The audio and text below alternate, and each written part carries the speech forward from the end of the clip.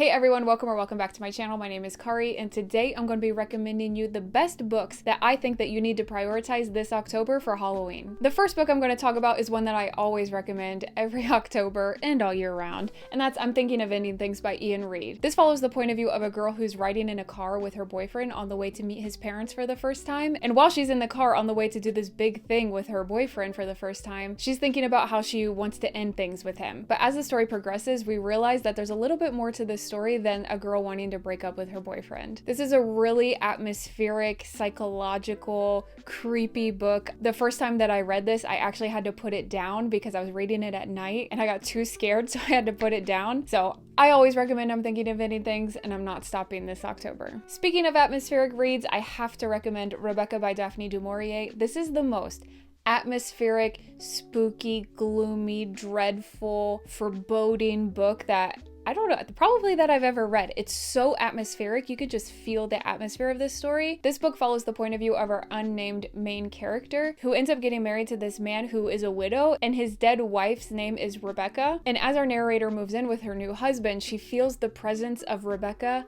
everywhere. And she realized that she's like competing for attention and for people to like her as much as everybody liked Rebecca. At Manderley, the house that the story takes place in, it's just, you feel the gothic vibe. Like if you want something gothic and atmospheric, you have to read Rebecca. It's incredible. Next is a book that I just read a few months ago, and that's No Exit by Taylor Adams. I could not put this book down when I was reading it. I read it so fast. I stayed up so late. I got up early the next day to be reading it. Basically, this all takes place at a rest stop off a highway, and that there's a snowstorm, so all the people at the rest stop get abandoned there, and they have to stay there until the snowstorm breaks. So we follow the point of view of this young woman, one of the people stuck at this rest area, and she starts to realize that all of these people that are stuck at this rest stop with her are hiding secrets. And the stakes in this story are really high because someone's life depends on the choices that she makes at this rest stop in this snowstorm, and it's just so good. It's so fast paced.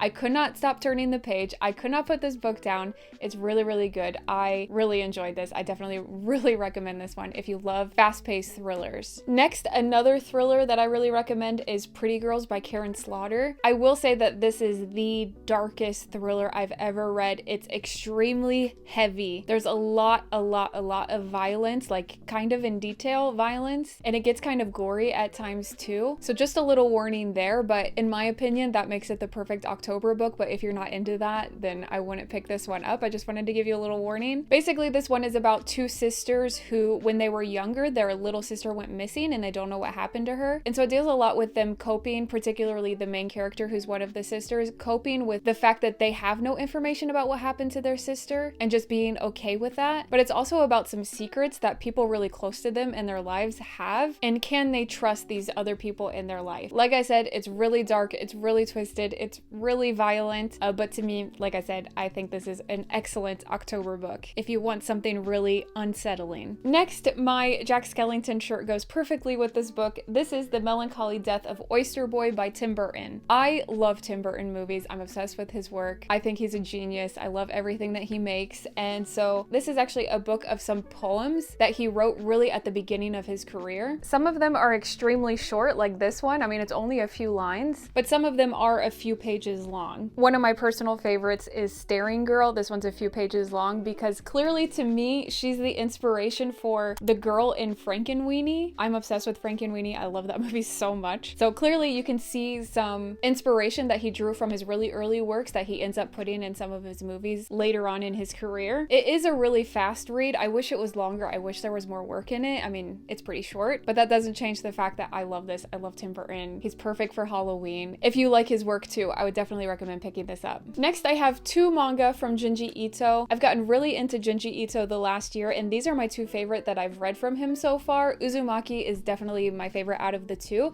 This was one of my favorite books that I read in 2023. So Uzumaki is about the fact that spirals start taking over this little town. Like everyone starts becoming obsessed with a spiral shape, and then everything just kind of starts turning into spirals. It sounds kind of abstract and weird. I mean, it is weird, but it doesn't really really make sense what I'm talking about, that things turn into spirals and they see spirals everywhere. He makes it work and it's really creepy. And there's some visuals in here that I can still not get out of my head. And Junji Ito, he writes a lot of short stories, which I love his short stories. I really do. But I love that you're in this one story for so long and you really see the downfall of this town into madness because of the spirals. And I just found it excellent. It's really atmospheric. It's really creepy. It's disturbing. It's disgusting at times. I loved it. It's definitely my favorite Junji Ito that I've read so far. And then my second favorite Junji Ito I've read is Tomie. This is about a girl that's so beautiful that she makes guys obsessed with her and then they want to kill themselves. So you can see where the gory, like creepy, disturbing thing comes in, because she just draws them in without even trying and they're obsessed with her, and then they just automatically like switch to like wanting to kill themselves because they're so obsessed with her. If I'm not mistaken, this is actually a collection of a bunch of stories about Tomie that Junji Ito made throughout his career, and then they were just all compiled together into this one volume. But in my opinion, it does flow like a story, despite being the fact that they are kind of a bunch of short stories thrown together. But I love Tomie. She's the epitome of girl boss, gaslight, gatekeep. Like truly, she's the best. I love this book from Junji Ito so much. Next we have Hidden Pictures by Jason Rekulak. I actually have a reading vlog from 2 Halloweens, I think, ago of me reading this book, and I really enjoyed it. I spent the day in Père Lachaise Cemetery in Paris reading this book. It was really fun. And I also have a read with me in Père Lachaise reading this book, so if you want a spooky read with me, definitely check that out. This one is about a woman who's hired to be a nanny for this little kid who draws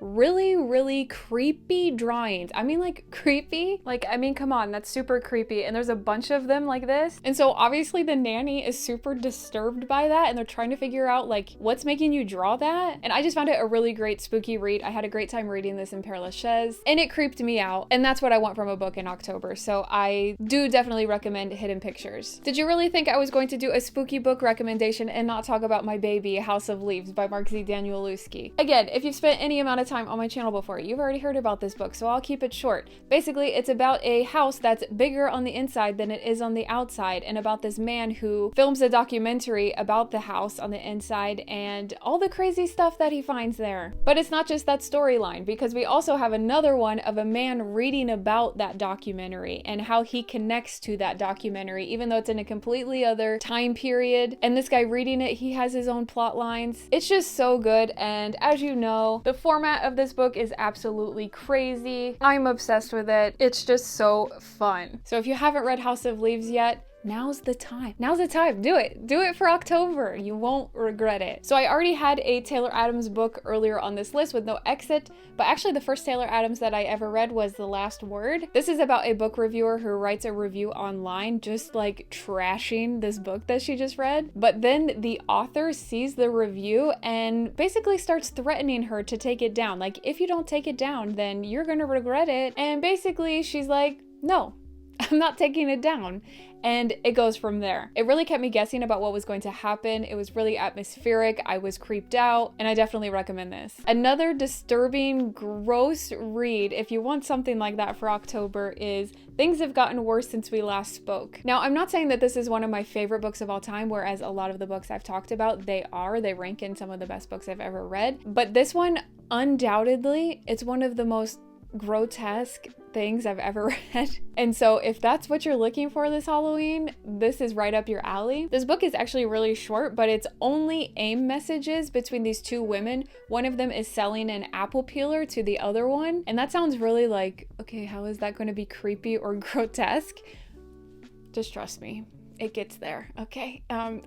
It's actually been a couple years since I read this one, and I think I need to reread it just to relive it. It's crazy. Next is a book that I just read this summer, and it's Ring by Koji Suzuki. This is the book that the movie The Ring was based on. And this story follows a reporter who's reporting on the fact that a few teenagers, they all died at exactly the same time, but they were all in different places. And so the reporter's trying to figure out like, what happened? Like, we know that they were all together a week ago, but when they died, they weren't together, but they died at exactly the same time. That doesn't really make sense. And as the reporter's looking more and more into it, he realizes that a week ago, they all watched the exact same VHS tape when they were like out camping, basically. Not camping, but they were like in a cabin. And the mysteries on this VHS tape that he found that they watched could mean that he's going to end up with the same fate as these teenagers if he doesn't figure out this mystery. It's really good. I really enjoyed it. Like I said in my book haul video, it's not as horror as the movie is. I'm terrified of the movie, but this book is really more mysterious, suspense, what's going to happen, rather than horrific and nightmare inducing.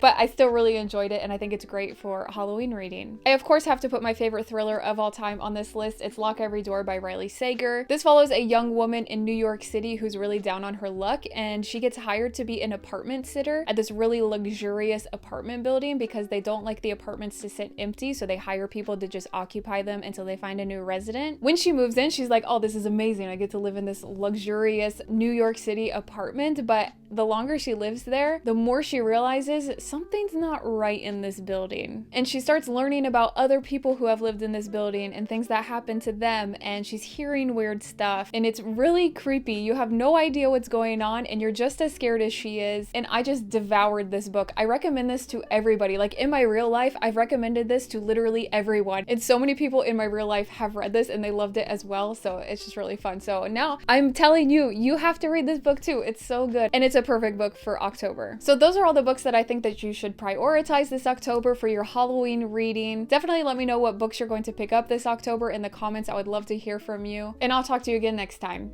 Bye!